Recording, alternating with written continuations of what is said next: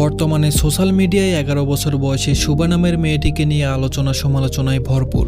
যে মেয়ে নিখোঁজ বলে কত পোস্ট হলো, এদিকে তার খোঁজ পাওয়া গেল নওগাঁর এক ছেলের সাথে। তাকে যখন জিজ্ঞাসা করা হলো সে কেন বাড়ি থেকে চলে এসেছে, তার উত্তর ছিল তার নাকি বাড়িতে ভালো লাগে না। অথচ শুনলাম মেয়েটার মা নাকি ক্যান্সারের রোগী। এই তো বর্তমান পরিস্থিতি। এরপর কোনো মেয়ে বা ছেলে যদি সত্যিই নিখোঁজ হয়, আর কি কেউ খুঁজতে যাবে? সবার ধারণা একটাই হবে, হয়তো কারোর সাথে চলে গিয়েছে।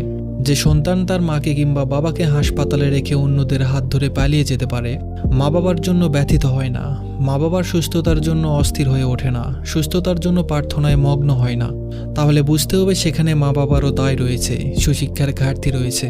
তাকে হয়তো হজরত বাইজিদ বোস্তামির জীবনী বা ঘটনা শোনানো হয়নি বা জানানো হয়নি যে বাইজিদ বোস্তামির মা ঘুমের ঘরে পানি খেতে চেয়েছিলেন বলে সারা রাত মায়ের জন্য পানির গ্লাস হাতে দাঁড়িয়েছিলেন মায়ের শিওরে।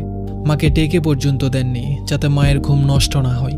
দাঁড়িয়েছিলেন যাতে মমতাময়ী মা পানি খেতে যাওয়ার সাথে সাথে পানি দিতে পারেন।